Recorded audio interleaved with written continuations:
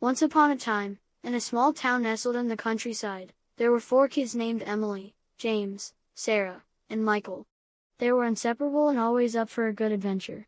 They spent their days exploring the woods, playing games, and reading books about far-off lands. One sunny afternoon, as they were playing hide-and-seek, James stumbled upon a strange door in the side of a large oak tree. The door was made of wood, with a brass handle that glinted in the sunlight. The children had never seen it before and were curious about where it might lead. Emily, who was always the brave one, took hold of the handle and turned it slowly. The door creaked open to reveal a dark tunnel that seemed to stretch on forever. The children hesitated for a moment, but their curiosity got the better of them, and they stepped inside. As they walked through the tunnel, they realized that it smelled like cheese and old socks. They wrinkled their noses and wondered what kind of place they were heading to. Then they began to see strange markings on the walls. The markings were unlike anything they had ever seen before and seemed to glow in the dim light. They looked like funny faces and animals doing silly things. After what felt like hours of walking, they finally emerged from the tunnel into a lush, green forest. The trees towered above them, and the air was thick with the scent of flowers and fresh grass. But instead of birds chirping, they heard a group of monkeys making silly noises in the distance. The children were amazed by what they saw and decided to explore their surroundings. As they walked, they came across a small river that ran through the forest. It was crystal clear and filled with fish that sparkled like jewels in the sunlight. Suddenly, a big fish jumped out of the water and splashed them all. They laughed and realized that they were having the best day ever. Without warning, a small boat appeared on the river bank. It was made of leaves and twigs, with a small sail that billowed in the wind. The children looked at each other and grinned. They knew that this was their chance to explore further. They climbed into the boat, and Michael took hold of the sail. As he did, a gust of wind caught it, and they were propelled forward at an astonishing speed. The boat raced down the river, weaving in and out of the trees and dodging rocks and logs. They all screamed with excitement, feeling like they were in a roller coaster ride. As they approached a bend in the river, they could hear the sound of music and laughter in the distance.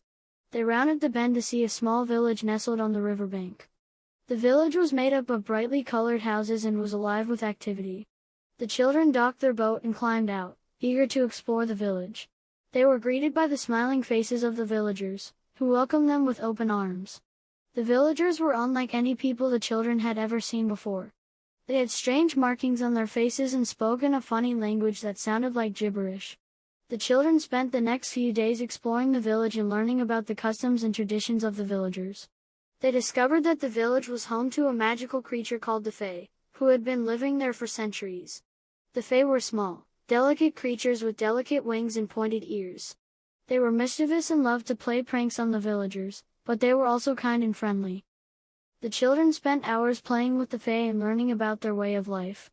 They even learned a few magic tricks like making objects disappear and reappear. One day, as they were exploring the village, they heard a loud roar coming from the forest. They followed the sound and found a group of hunters who were trying to capture the Fae. The children knew they had to do something to protect their new friends.